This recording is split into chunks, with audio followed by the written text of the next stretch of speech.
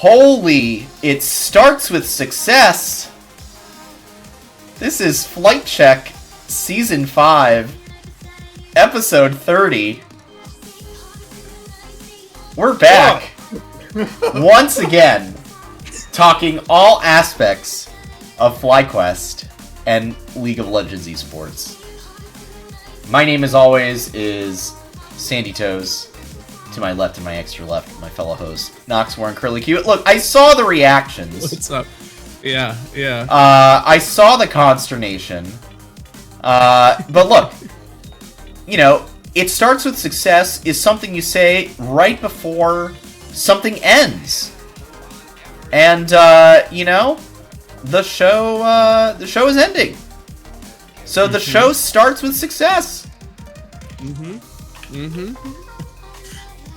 Truthfully. Does this just mean that like people are gonna look back on us as like a very nice meme? Is that our legacy? I hope we were so. just a great meme. So. Hopefully not a meme, but you know, something. I mean, to be fair, I look fondly upon that meme, but I'm also a North American fan, so. No, I also look fondly upon that meme. I think it's hilarious. I think it's a great recurring bit. I think it's also like the first monologue I actually watched because like it was like that 2020 Worlds.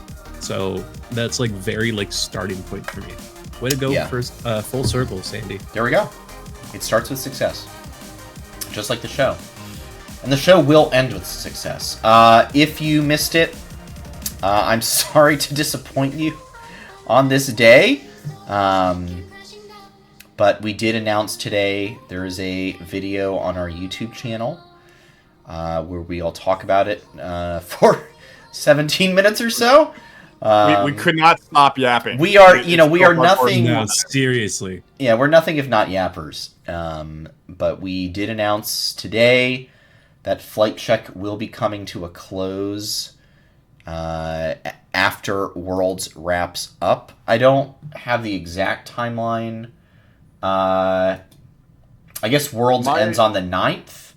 So then there would be a show the 10th, theoretically. To talk about the end of Worlds, and then the last show will be the next Monday, the 17th. And so we'll be there. We do plan on it being probably a little bit of a longer show, some reminiscing, bringing back all the old memories, you know, all the old bits. You know, we'll see what we get together. But it's going to be fun. It's going to be, you know, a celebration, you know, rather than a funeral or anything like that. So yeah, I don't know if you guys have anything you all want to say. I think we're going to save a lot of our thoughts for the 17th, obviously. But if you guys have anything very briefly you want to say, you know, now's a great time. I mean, we're just gonna really send it these last few episodes. We're not gonna lack on any of it. It's a great time. We've got Worlds going on, FlyQuest doing the things. We're doing a little better, doing things, and should make quarters. And so we should have some great things to talk about. And overall, it's just an interesting tournament. So it's like we're gonna have a lot of good things to talk about before we wrap everything up this last month. For sure. Yeah, I honestly couldn't have said it much better than myself. I think we will do Worlds justice. We'll do FlyQuest justice for these next couple of weeks, and I think we'll get ready to head off in the sunset. Yep, it'll be good. So, Flight Check Worlds Edition is back one more time. Plans started, and our tier lists have proven a little fraudulent. Just a little. I'm going to pull them up real quick because I think there's just a few good things in here. And then there's a few presentation mode returns. Funny things. Well, I could use presentation mode. This is a truth. Except I don't have the all right, here we go. I basically had to screenshot the tweet and to screenshot the tweet in order to get this put together. I guess if it works, it works. Hey, It works. The show is nothing if not consistent with the production value that we have brought to it over the years. All right, Here we go. Presentation mode. All right. This was the Flight Check tier list. Okay. Are there any edits? Ooh, the BLG hurts. Yeah. The BLG really hurts. Are there any edits that we want to make? Oh, the BLG hurts. First of all, let's start with where we were right. PSG, we nailed that one, baby. Spot on. Crushed Spot it. on. Ironically, and here's the thing, even with like the Anyone's Legend calling them a dark horse, them 3-0ing Swiss, like, yeah, that's what, a theoretical dark horse could do. Now, one row below them, in the fraud section, KT Rolster, straight on through to quarterfinals. Looking good for them, and not for our tier list. Although, again, I would like to make an addendum that I was the one that was arguing for the dark horse. This is true. Nox, you did see things that the rest of us did not. KT did have a bit of a favorable draw, with MCOY and Team Secret Whales being their first two best of ones. But they did 2-0 Top Esports to make it to quarters, lest we forget. And honestly, they deserve the draw that they had after the past couple Worlds draws that they've had. They've had some crappy Worlds draws, so we can give them a pass this time around. It's fine. We will give them a pass. Anything else stand out to you guys? I heard BLG was mentioned as one. Anything else standing out to you guys as concerning aspects of the tier list? But Fnatic needs to be immediately in the GG no re tier with PSG. I told y'all that they were here for vacation. You were right, Curly. All right. Yeah. We'll give you that one, Curly. They needed to be in GG. Oh, yeah, they needed to be GG no re for sure. Yeah, at the very least, they're here for vacation. Yeah. Let's also talk about 100 Thieves peaking at the could cause problems by starting out crazy strong. Right. And then just facing the freaking nightmare draw. I mean, just the absolute worst draw possible. BLG, which they amazingly did well, into top, into Hanwha Life, and now facing elimination at the hands of a 1-2 T1. Which is a little surprising considering their opponents so far. I'm sure T1 was grateful for the gift of 100 Thieves in round 4. But yeah, I think the other thing of interest to me is I think Vivo Keyed should probably go down. They probably should have been in the here for vacation. I just feel bad for them because they had, out of all the teams, the worst logistics luck in terms of getting to China. They got screwed repeatedly. Yeah. And the last thing I'll say is all three of the teams in the Serious Challengers line, they've all struggled for different reasons. Gen G lost a best of 1 to AL, but they did beat T1. Hanwha Life also lost to AL, but then has gotten very lucky draws with PSG and 100 Thieves into a Flying Oysters matchup that could be interesting. And then BLG obviously only beat Fnatic and lost to both 100 Thieves and G2. BLG looking fraudulent. Very fraudulent. Yeah. Very fraudulent. I think, long story short, BLG needs to be moved to the fraud tier. I think, posthumously, Invictus Gaming needs to be moved to the GG no re tier. Yes. Fnatic needs to be moved to the GG no re tier. I think 100 Thieves needs to be bumped up to could cause problems. VKS... Here for vacation. Not due to fault of their own, does need to go for vacation. I really do think if they'd gotten there on time and actually gotten to scrim a little bit and figured things out, I think you can tell in their interviews and the way their coach is talking, I think they just got way too stressed out about how things were going, man. Yeah. So, unfortunately, I would have to agree. I do think they need to go to here for vacation. I think at their actual normal operating level, they are and they could cause problems here. Yeah. KT needs bumped up to dark horses still. Here's a question I have for y'all on T1. Are they still serious contenders? I don't know. T1, right? I mean, they no. probably got to stay there, right? They It's ran T1. into, like, here's the thing. Flying Oysters inherited the Flash Wolves Korean Buzzsaw superpower, I think. Yeah. And then T1 did run into Gen G. But the fact of the matter is that, and we will get into this, is that, like, their win over FlyQuest was not necessarily an easy stomp.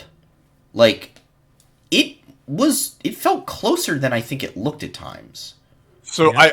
I want to get into the T1 match here in a little bit, if that's okay. Yeah, let's... Okay, so, I want to talk about that in detail. All right, cool. So let's move forward then. We're going to move off of the tier list. We're going to bring it back to our lovely faces. Let's talk about it. Let's just talk about some quick narratives, and then I think we're going to delve into FlyQuest for the remainder of our time.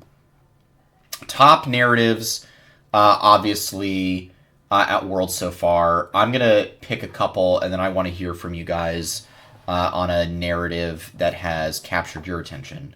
Flying Oyster, 2-1. Now going up against Hanwha Life for a spot in quarterfinals, and there is really, to me, a pathway that Flying Oyster makes this happen and gets into quarters over HLE, and HLE has to battle for one of the final spots. So I think that's very interesting to me. And then the other one, I know I'm taking some low-hanging fruit here, but BLG having a bit of a collapse, losing to T1, or losing to 100 Thieves, and losing to G2.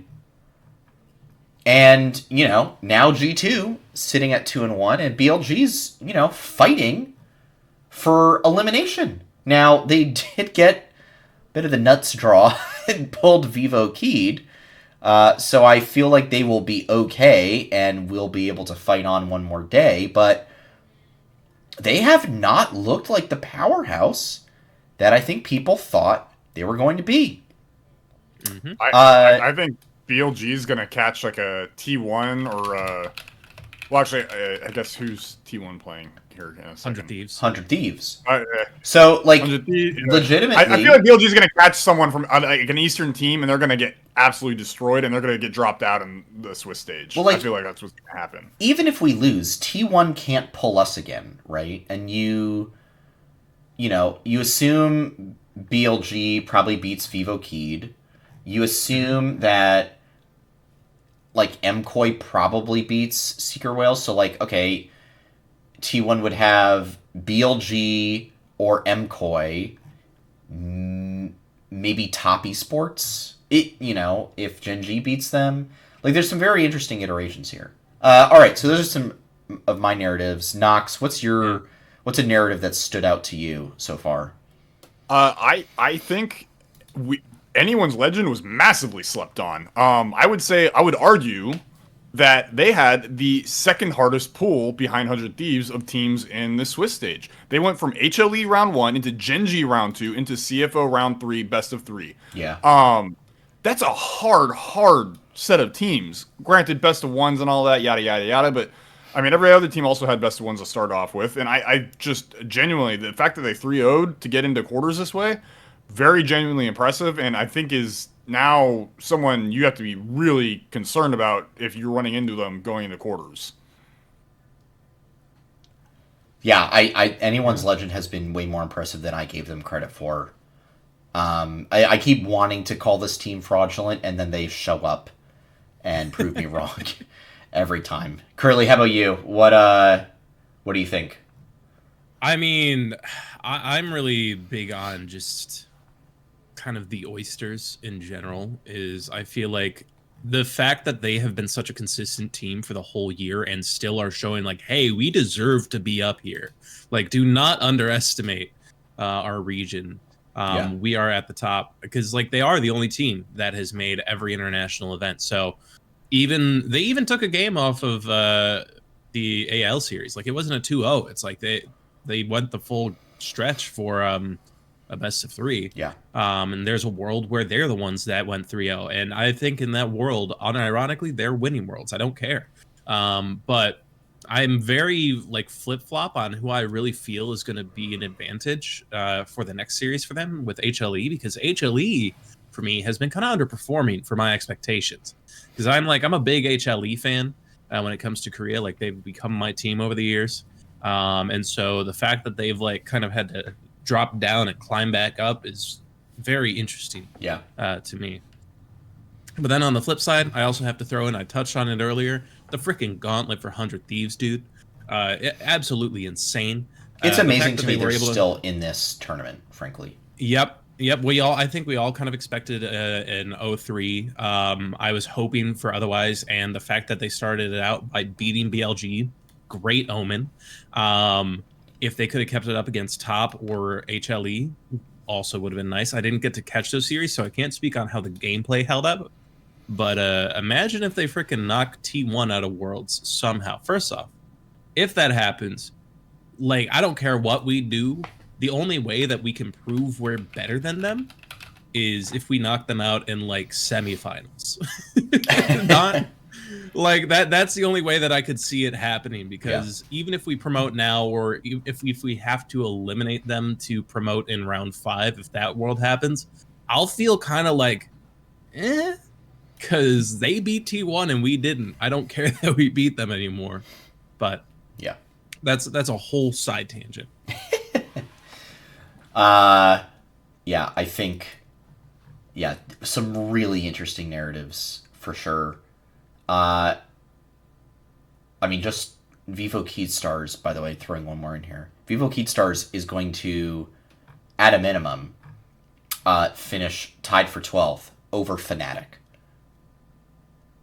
That's huge. Crazy. By the way, so is Team Secret Wales. Secret Wales, and so basically Vietnam and Brazil are going over Taiwan and Europe. Yeah. At least they're the third team. Right? Like, that's really, really big. Love that so much. And here's the thing. Fnatic did not look good. They looked so bad, dude. Really, really poor from them. I know Curly's real glad he's moved on. Like seriously. From the other F team in esports. They F are for F failure. tier. F tier. Absolutely. All right. Let's talk about the team that we're here to discuss.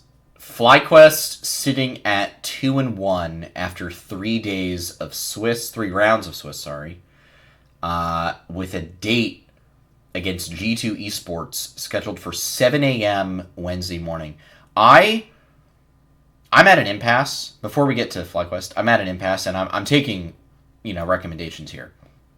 That's 7 a.m. Eastern time. If the MCOY Team Secret Wales best of 3 goes all 3 games. If not, probably starts around 6-ish, right? So let's be generous to me and say, okay, it starts at 6 a.m. my time. I wake up around 6, I start watching. Do I, just go to work, don't pay attention, and save it for later? Or do I just go into work at 10 o'clock? Because I have a feeling that this Fly G2 series is going to go all 3 games. So it's probably wrapping up around 9. So I got to leave the house around 9. I'm going to get to work by 9:45. So I'm like, yay, great. This series is actually going to be at a good time for me to watch on a Wednesday morning when I have to be going to work. Thanks. I think you just take the day off. Oh yeah. Okay, that's what I'll do. Seriously, I'll a half day. Just go in the afternoon and then leave. I'll just burn the PTO. Too easy. All right, so let's get into it. Nox, you wanted to talk about the T1 matchup. That was day 1, last Wednesday. Briefly from my end, what I really appreciated about this matchup, yes, we lost, but they kept fighting. They didn't roll over and die. And there were actually some moments, and I don't like Mordekaiser, I really don't.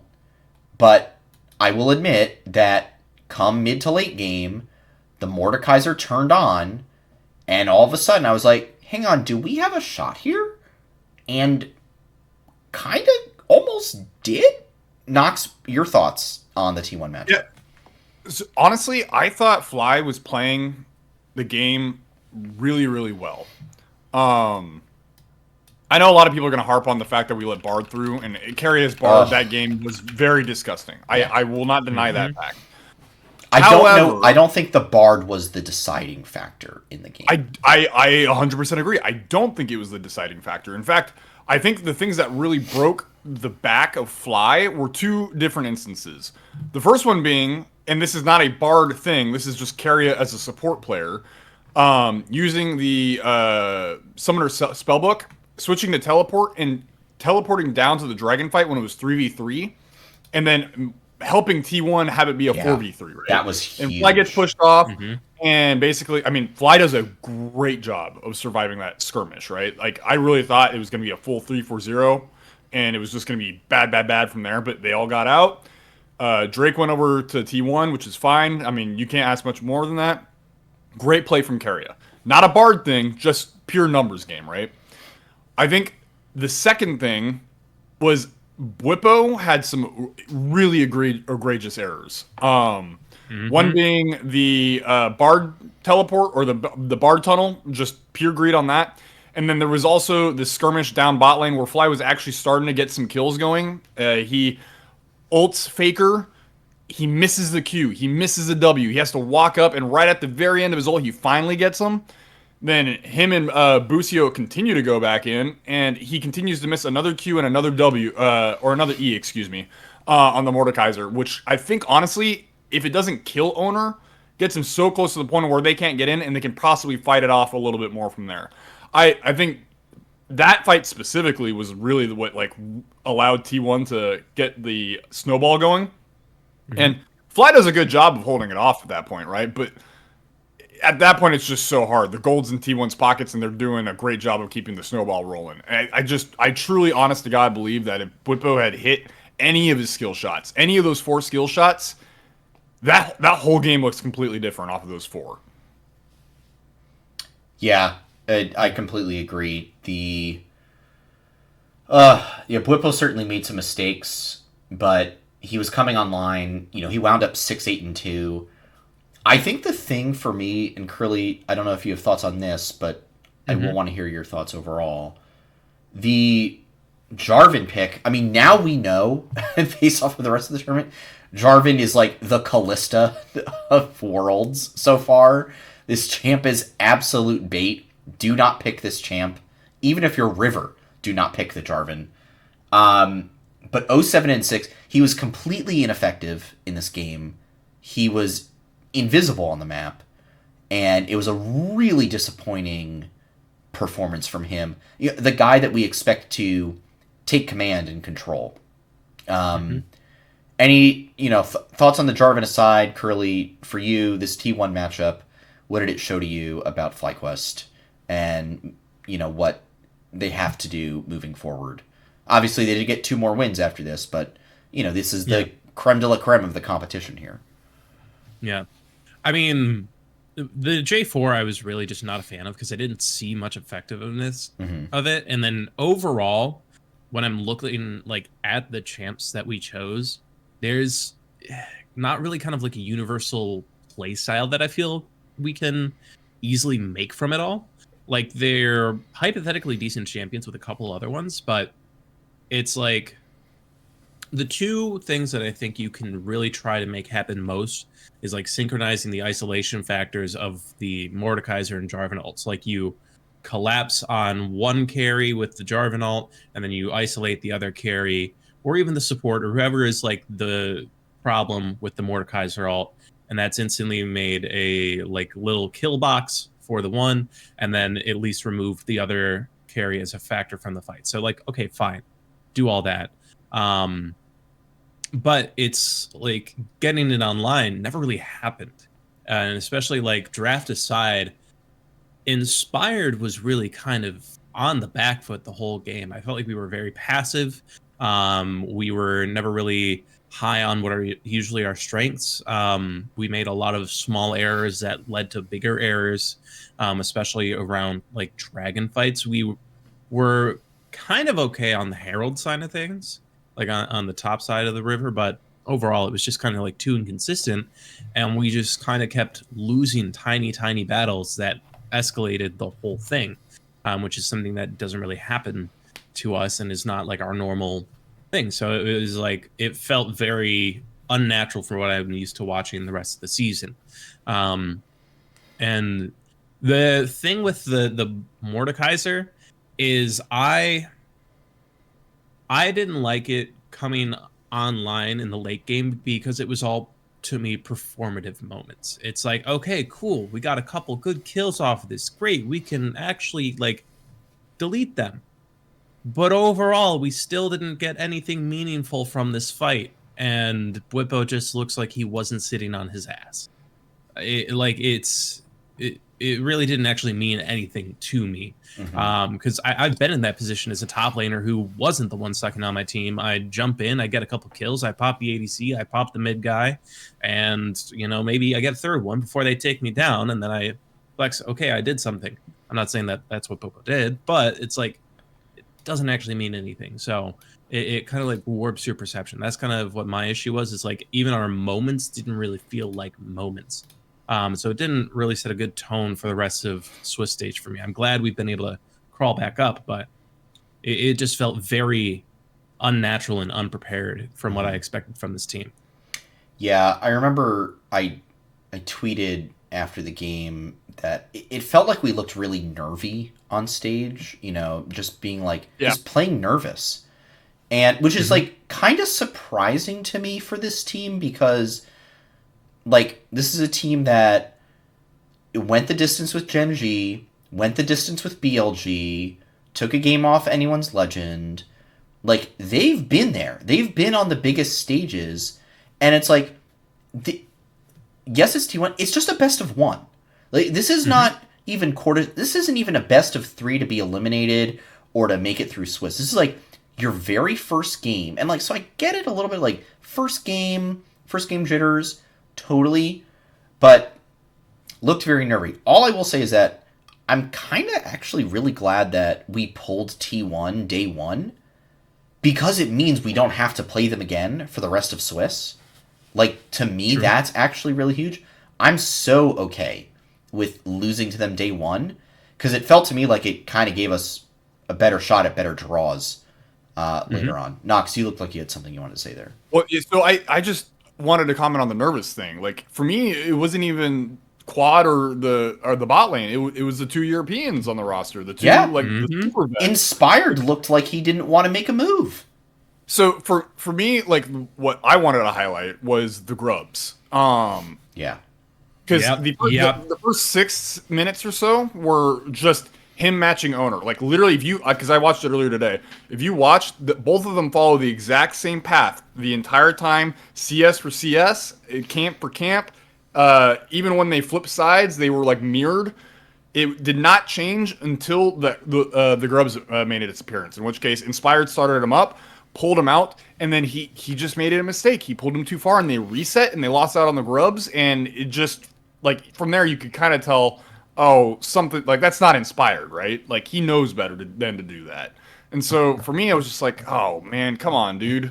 And then I think the other one I want to point out, and I don't know if this is a team fight issue or like a shot call issue, but there was the fight where it was like the first real true 5v5, and Inspired goes in on Guma, and Masu's on him kind of a little bit too, but then you can see Inspired and Masu just split off. You see Masu dive into the backline trying to finish off Owner, and then Inspired's off by himself trying to take down Guma, and he just gets absolutely shredded, and it's not even close. And then T1 just kind of takes the fight from there. I don't know what the correct call there is, but you can kind of tell there was a split call. Instead of just finishing Guma when he could have, he decided to go in on Owner, and I don't know if that's shot calling. I don't know if it's Inspired making that call or whatever, but it just very noticeable that Masu and Inspired split up there. So yeah.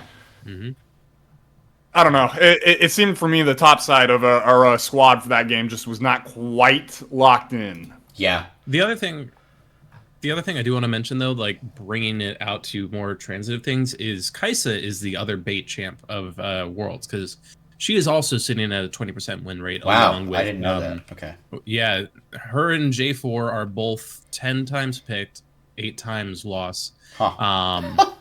Yeah, and it took a while for them to even turn those first numbers from a 0 to a 1. Wow.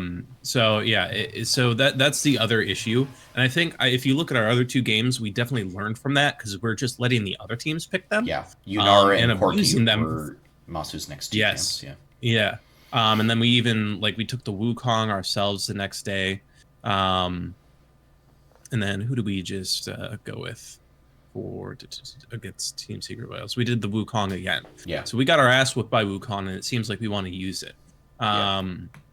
And that's the other thing that I want to mention is if we run into T1 again, if it happens in quarters, semis, or in the world where we make it all the way to finals and T1 is across the stage from us, we have to be more conscious of Owner because Owner is the one winning T1 games. If you look at everything that, at least from what I've seen, if you look at all of their wins so far, like from the play-in stage and then the one win that they've had now, Owner is the one that is making things happen. He's enabling either Doran or even working with Keria to really unlock the map for the whole team.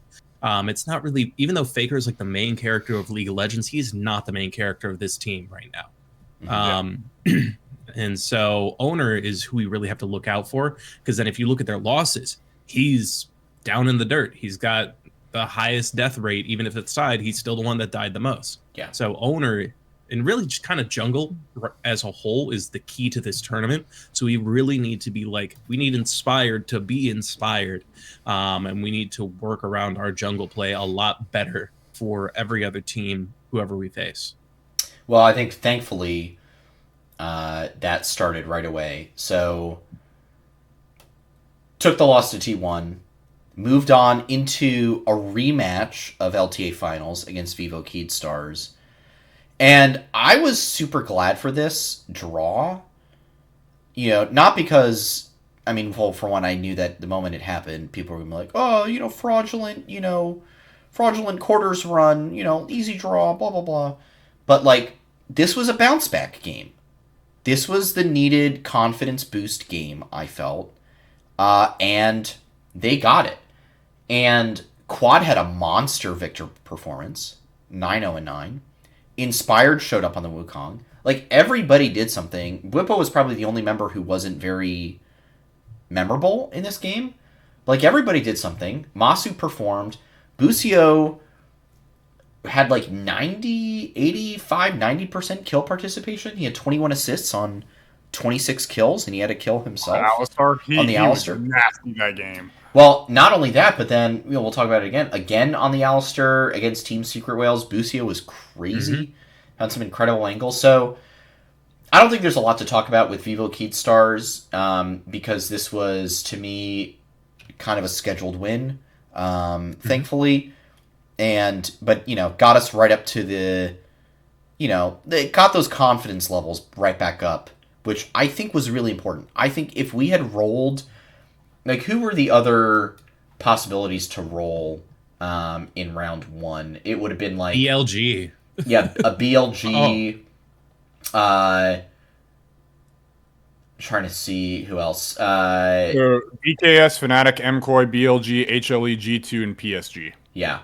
Yeah, BLG or HLE might have been pretty tough. Yeah, that would have been rough. So, yeah, I'm glad we got that right away.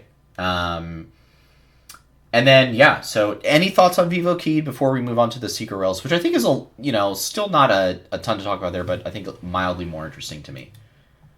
No, I kind of agree with you, Sandy. This was just kind of a scheduled win for us, which I think is very valuable because I think it really was needed after the T1 loss because I felt like that was such a winnable game for us. Yeah, and I think it really helps the guys reassure themselves yeah, we are that good. Look how hard we can stop the number 2 team from our region. Right. So I think it was very much needed, and I thought pretty much everyone there played well. That's all I needed to see. What's so funny about calling them the number 2 team from our region is I'm already thinking of them as CB LOL again. I almost said it myself, but I was technically we're still LTA for the technically until November 9th, November 10th, I guess, we are, LTA, but I'm already going yep, that's CB LOL number 1. We beat Brazil. Good job, guys. All right, Team Secret Whales, round 3, where frankly another favorable draw. This was not the worst opponent we could have gotten. Out there was Gen G, G2, BLG, 100 Thieves, HLE. Like, I think basically the only other ones I would have been happy with would have been G2 or 100 Thieves. Nah, man, I want that Gen G right away. Give it to me. Oh boy, that would have been something. That would have been. Ooh boy, Yekaru. So all that to say, this one to me was the Busio show. He really was cracked on the Alistair, both in this game and in the Vivo Kid game. But like the angles he was finding were so impressive to me. He put in a monster performance. 17 out of 18 kill participation, which is great. 16 assists on 18 kills. Had a kill himself. The story to me of this game was the bot lane. Masu. He did have some funny engages on the Corki, which were, I think there was like an early to mid game engage where he went a little deep and it looked a little funky for a hot minute there. But this is a team that I think, again, FlyQuest is expected to beat. And to me, it felt like it was clean.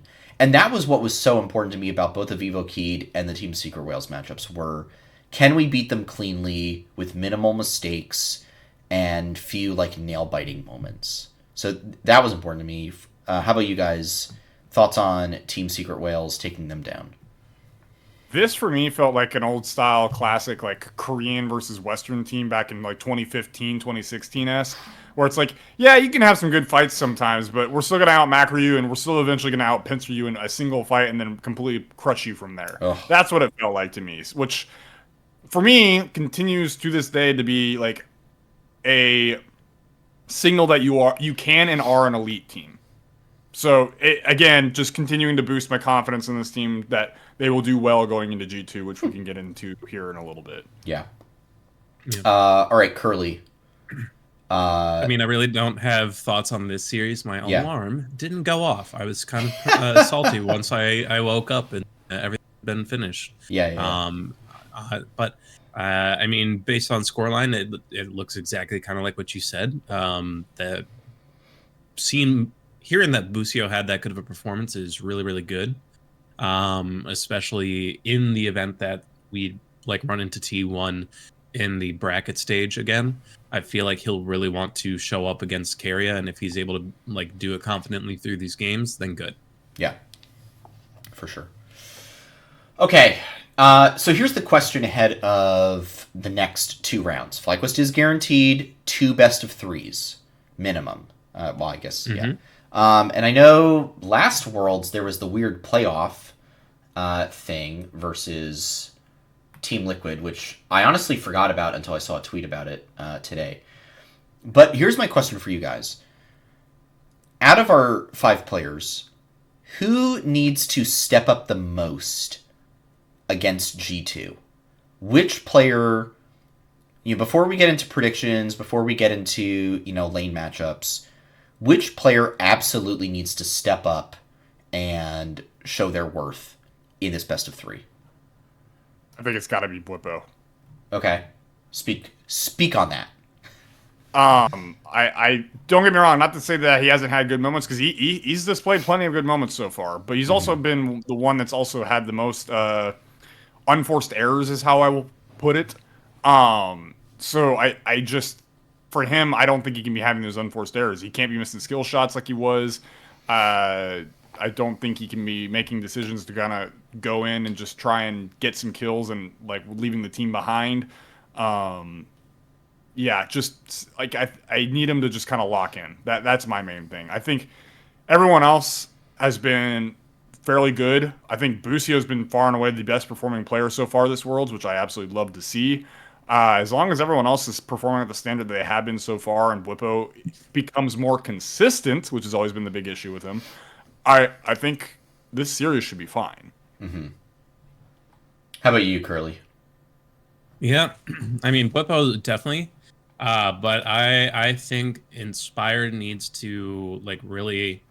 I know he's definitely been performing better, but I need him to keep it up because Skumond is actually like similarly a pretty key part of a lot of G2's wins and losses. So showing up against him and enabling Bwipo to have more advantageous lane against Broken Blade will unlock a lot of opportunities for them. So I want him to be that dominant jungler that got MVP in 2 regions and is supposedly the best in the West. Like I need him to show up and be the title that he has. Yeah, I think those are fair points. I am going to actually say Quad, because here's what I believe. I think the linchpin to G2 is Caps. He is their best player. If you can shut him down early, prevent him from getting ahead, prevent him from accelerating, you have a really good chance. I think, and we saw it last year, and they've only gotten better. Masu and Busio 100% outclassed the G2 bot lane. I believe G2's bot lane last year was Hansama Mickey? Yes. And here's the thing. I don't think Labrov is better than Mickey. I don't think the Hansama Labrov bot lane is better than Hansama Mickey X. And we already know that Masu and Busio are better than them. So I'm not worried about them. I'm not worried about Skumond. He's not a guy that I... Like, when I think scary EU junglers... Like, when I think scary EU junglers, I think, like, Elyoya. I do not think of Skumond. Broken Blade could be interesting. But he's just another version of Bwipo, in my opinion. He's just another version of Bwipo. If you want to stop G2, you have to stop Caps. Every time G2 does something spectacular in the last few years, it's because of Caps. Quad has to shut him down. With Inspired's help, with Busio's help, with Bwipo's help. I don't care if Nuke Duck subs in and does it too. I don't care if Mithy has to sub in. I don't care if Papa Smithy has to go in and unplug some cables. Quad has to shut down Caps. Hold on a minute. Let's dial it back on that last one. I don't care if Jensen starts to DDoS the world's, land. Like, there's the thing we need the most is Quad to shut down Caps. All right, so with that said, FlyQuest versus G2, Wednesday morning, 7 a.m. Eastern Time, 4 p.m. Pacific, 5 p.m. Rocky Mountain, and 6 a.m. Central. And from there, if we win that, or if we lose that, right, we will play again on, I guess, Friday night going into Saturday morning, one of those time slots. Which are all terrible, by the way. It's either 1 a.m., 4 a.m., or 7 a.m. for me. Awful. It's probably going to be 1 a.m. to cater to like the west, the West Coast. Yeah, probably, which would be utterly killer for me. However, if we win any of those, we will have one more show where we get to talk about a quarterfinal at least, which I dearly hope for. It's true. We're gonna get it. So, before we talk about potential worst case scenarios, we have to play somebody in the final round of Swiss. Let's talk about G2. Let's put our money where our mouth is. What's the scoreline going to be? And why? You already gave me your player that's going to step up, or has to step up. So give me your scoreline and exactly how that player is going to step up and dominate. Hey, I got to go with a nice 2-1 FlyQuest. I genuinely believe that these guys are performing better than G2 right now. I didn't like they beat BLG, but I still don't even think they looked that good in the BLG match, right? So at the end of the day, I think as long as Bwipo can manage to be consistent, and I do got to give y'all props. I think Inspire needs to play at the level he has the past 2 games, and I do need Quad to handle Caps, which I think at the level he's been playing at, he can do. He's looked good so far, in my opinion. And then I think our bot lane's more than fine right now. I think our bot lane's like one of the strongest bot lanes in this tournament. And this may be a hot take. I thought they were better in lane versus Guma and Keria. Straight up. In lane, at the very least. I know Keria outperformed Busio out of lane. That's a but spicy in lane, meatball. In lane, Masu and Busio were winning that lane. Masu was up about 12 CS at about the 8-minute mark. I agree. Yeah. So, with that said, I think all of those combined, even if one of those does not work, I still have faith for Fly to do it. I think they're good enough. Isn't that crazy? But I can't believe we forgot to talk about that. Masu, Busio were outlaning Guma Keria. Guma UC, yeah. By the way. Guma was losing lane to Masu, straight up. Like, there's no ifs, ands, or buts about it. He was winning lane versus Guma and Keria. Crazy. I'm going to steal Curly's thunder here. You said Curly in the... You said in the goodbye video, you're the relentless hype man. The forever optimist. And I'm joining you in the relentless optimism. It's going to be a 2-0 FlyQuest stop. Let's look at the facts. That's my man. Let's look at the facts. Who did we play in MSI lower bracket round 1? Can anyone answer me that? Who did we play? G2. Gamers 2? Gamers 2. Gamers 2 Esports. Does anyone know what the score of that best of 5 was? In the words of a famous Hillary Clinton tweet, 3-0. 3-0! 3-0! How is it going to be anything but a 2-0 Wednesday morning? This team is dog water. We are going to walk all over them. They are not good. G2 should have been in the fraud category. Our bot lane is miles ahead. Quad just needs to play an average game. Inspired showed back up on the Wukong days 2 and 3 and showed everybody why he is the best jungler in the West. This is... Nox, you were talking earlier about how FlyQuest versus TSW looked like a Korean team versus an NA team back in Season 5 and 6. We are once again the Korean team taking on an NA team. We are an elite team. G2 is not. Let's just face the facts. 2-0 FlyQuest. Amazing. Amazing, Sam. I mean, Curly, I'm sure you have more to add to that, but damn. Yeah, no, I don't need to say anything else. Literally 2-0, and my reasoning was G2's ass. We're not. They literally only got here by beating BLG, which is the biggest fraud of the tournament. I did not care. And then by beating MKOI. So all they did was replay their grand finals and then beat a fraud. Who the fuck cares?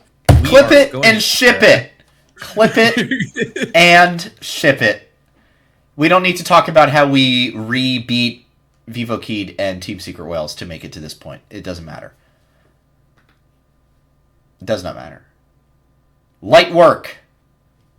Light work. Light work. On that note, would you all like to make some predictions for the rest of round 4? I would love to, actually. Absolutely. Nothing gets me more hyped than making predictions. And you know what I'm going to do is I'm actually just going to pull up what I said in the wonderful Mr. Nox Wars FlyQuest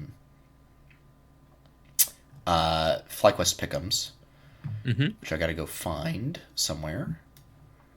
But I did submit them earlier today, so I can let you know what mine were. Let's start with Hanwha Life versus CTBC Flying Oyster. What do you guys got for that one? I think I put 2-1 CFO.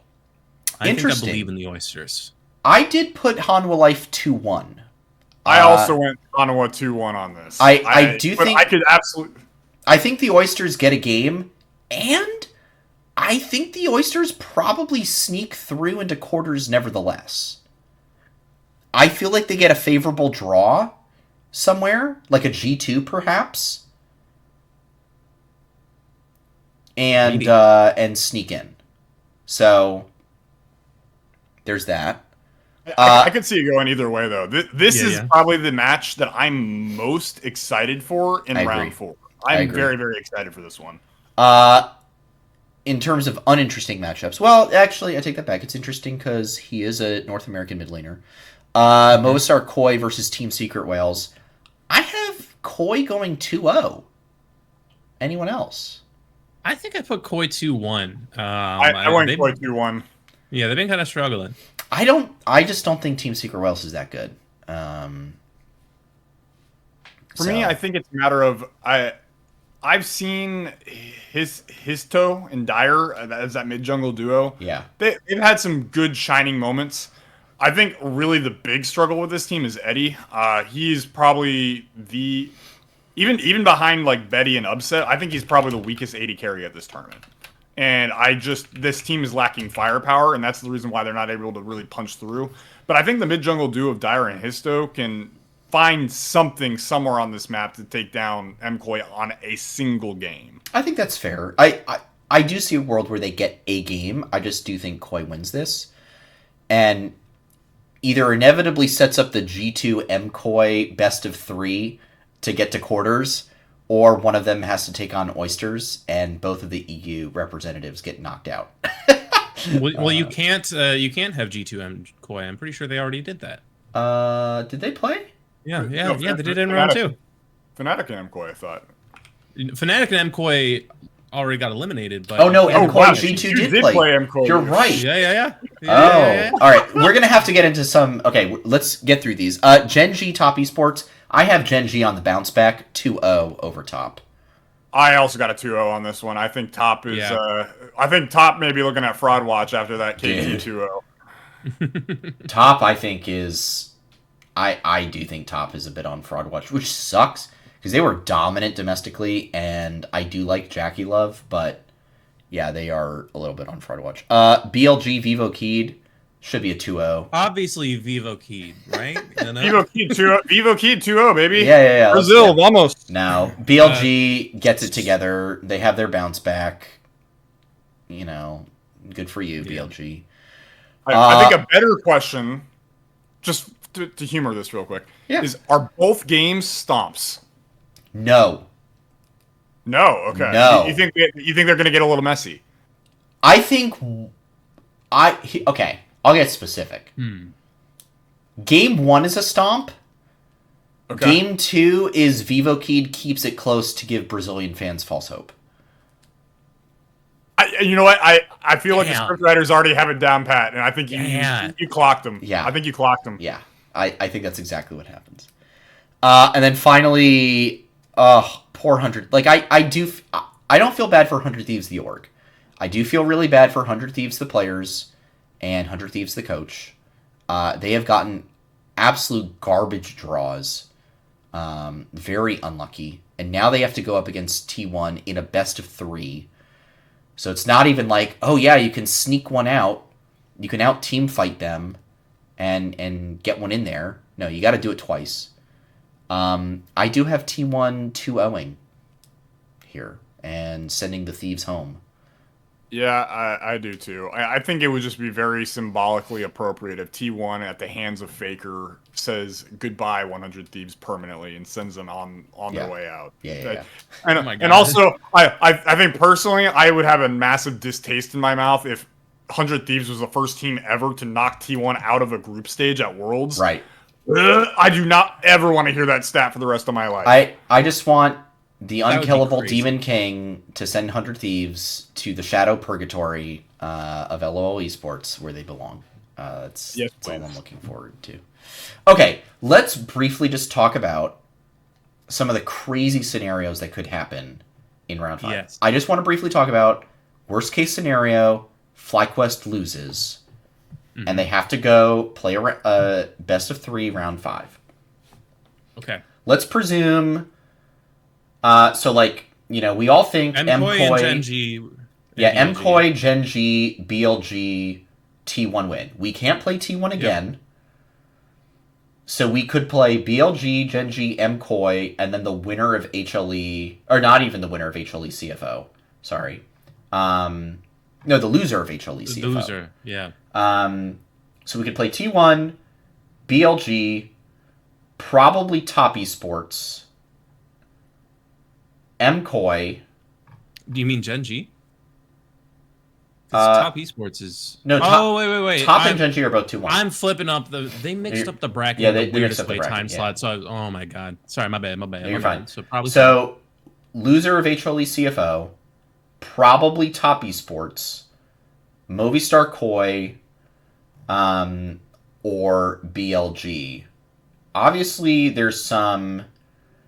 Like, there's a world here where then I prefer that CFO loses, because then it's like, we basically have a 50% shot of CFO or MKOI versus having to play Top or BLG for that final spot. I don't think you understand. But legitimately... I do not want to face CFO. I do not want to face CFO. Legitimately, all 4 of those best of 3s are winnable. BLG, Top, CFO, and MKOI are all winnable best of 3s. Here's a debate for the two of you. Which is the scarier team? CFO or Top Esports? CFO. CFO. Hands down. I can't believe I'm saying it, but CFO is the scarier team. Actually, it's not that I can't believe it. Like, they just legitimately are the scarier team. I am not afraid of Top Esports. I'm just not. Who have they played? Give me Top, give me BLG any day. I owe CFO. Do you know who Top's wins have been against, by the way? Do you know who their wins have been against? G2 and 100 Thieves. Do you know who they lost a best of 3 to? KT Rolster! And they got dumpstered by BDD. And they're probably gonna get dumpstered again by Gen-G. Yes. Give me Top Esports. Give me BLG. Give me the fraudulent BLG. Give me the fraudulent Top. Give me the fraudulent MKOI. Just don't give me CFO. Yes, I agree. So, completely. like, all of these scenarios, except for Oysters, so I'm okay. Like, obviously, I don't want us to lose Wednesday, but, like, I'm okay if it happens. Because, then, by the way, check this out. Check this one out. Think about this. Ponder on this one for a moment. You go into Swiss being 3-2. The 3-2 teams match up against the 3-0 teams. So there's a 50-50 shot that you play KT Rolster in a best of 5 in quarterfinals. Now, the other shot is you do get anyone's legend, but you have a flip of a coin to play KT in quarters. And even then, like, anyone's There's also one team that will have to face one of the 3-1 teams. Yeah.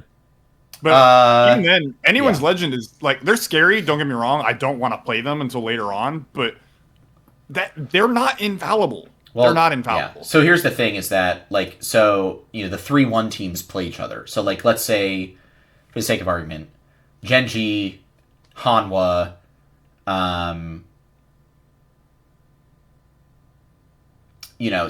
so we go through, Gen-G goes through, Hanwha goes through. So it's, us versus either Gen-G or Hanwha, or maybe luckily one of the 3-2 teams.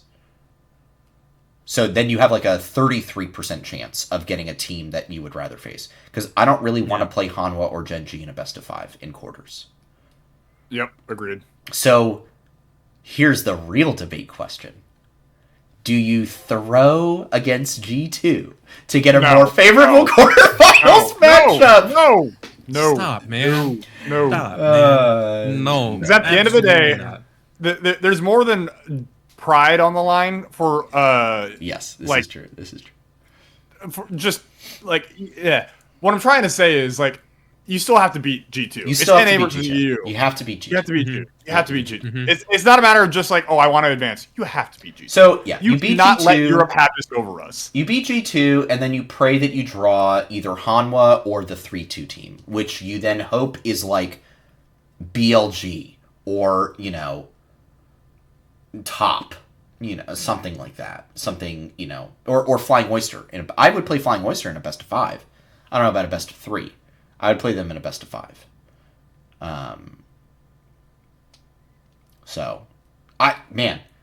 Worlds I think is really interesting this year. Oh, Do I think Gen G will probably just wind up running the bracket? Yes. But I still think Worlds is very interesting this year. I don't really know. If you asked me to make a call right now, because I forgot to do a crystal ball and all that, I would have picked Gen G ahead of time. But right now, I'm looking at how Swiss has gone. I don't know who the favorite is anymore. no. It feels wide My open. sleeper fave is CFO. I'm like so serious. My sleeper fave is CFO. They could do something crazy. All right. Any final thoughts before we move forward? I think no, I'm just ready for the games. Not tonight, but tomorrow night. I'm ready. Good. Bring them on. It's going to be good. All right. While we head to the closing, one piece of NA news. We do got to cover it. Palafox says sayonara to Shopify. 1 point for me, Deadpool, baby. The thank you Palafox tweet is out there. Sentinels is a team that will be existing next year. If they don't retain Quid. Team Liquid also looking for a mid laner, probably. So, I don't know. What do you guys think? To me, Palafox probably still deserves a spot in LCS, but I just as much feel like there's some interesting NA talent that could be brought in instead. I will be honest. I think the only spot that's truly available for Palafox at this point is Dignitas. Woofda! And I don't think you ever even want to go to Dignitas, if I'm being Well, honest. they've got a new general manager, so Bakery is no longer. He's the top dog. Promoted. He got promoted by doing nothing. Which, think of that what you will. But yeah, I have my thoughts. Yeah, who knows. All right. Well, I think that's all. Thanks to everyone who watched the show tonight. Thanks to everybody for supporting us as we begin to wrap up Flight Check, do our final cross checks, and prepare for takeoff. We appreciate each and every single one of you. We will be back next week. Never fear. Either laughing and crying or throwing up and crying. One of the two. It'll be a happy cry or a sad cry. But FlyQuest does play 7 a.m. Eastern Time versus G2. If they, to the shock of all of us, lose, they will play again Saturday morning. No idea what time. It'll be either 1, 4, or 7 a.m. Eastern Time on Saturday. So if you're to the west, it could even be Friday night that they're playing. You never know. You can catch the show for all reactions, thoughts, and future updates on the Goodbye Show. You can catch us on Twitter. Show is going to be at Flight Check Crew, myself at SantosDB, Nox at NoxWar with 2 R's, and Curly at Curly_QQ_. By the way, Curly, I did see something today. Apparently, a new feature is coming where if you have like X Premium, I think they're gonna. I know you don't want to do this, but they will let people either buy or like go after inactive handles. So you could go after the Curly _Q. It's possible. After all this time. After all this time. No. It's been 84 years. It can't be like that. It can't be like that. It can't. All right, make sure to hop into the Flight Check Discord as well, which will be continuing post-show and beyond. That is not getting shut down. That community has been great. Get on in there. Come hang out with us. We'll still be in there. It's a great little, fun little community to talk esports and otherwise with people. If you missed any part of the episode, VOD's going to be up on YouTube tonight or tomorrow morning. And if you're watching that and want to catch the show live, well, guess what? You have 1, 2, 3, 4 more opportunities to do so. On Monday nights at 8 p.m. Eastern Time, right here at twitch.tv/FlightCheckCrew. Knox, any final notes, shoutouts, or plugs before we start to wrap up? I'll save all the mushy gushy stuff for the final episode. For the time being, I'm just gonna say Egyptian weddings are freaking badass. It was super fun. If you ever have any friends that are from Egypt or even the Middle East in general, and you get a chance to go to a wedding of theirs, freaking take the opportunity. It is a blast. That's all I'm gonna leave it at. Nice. Curly, how about you? Shoutouts, notes, plugs. I'm just gonna give a shout out to fall time family friendly fun, because that is what I got up to over the weekend.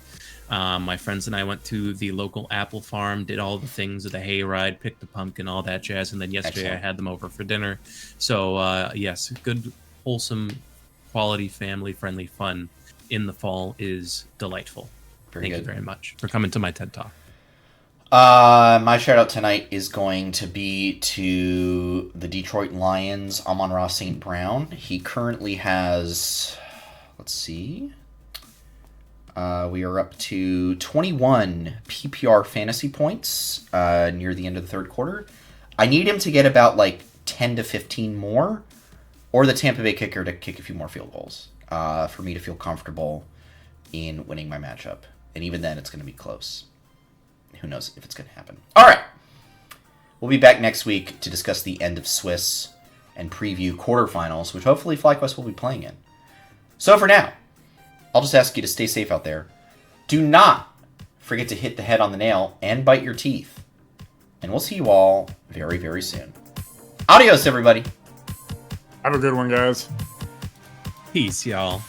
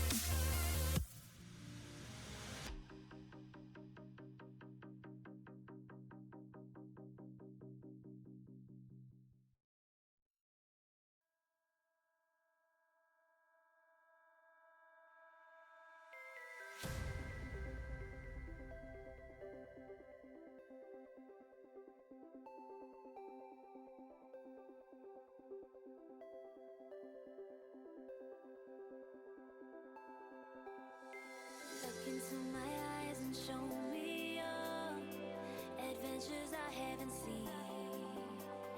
Taking all the life, it hits the spot. Walking on fantasy. So take me, baby, take me to a state of mind that's made up, baby, that's made up.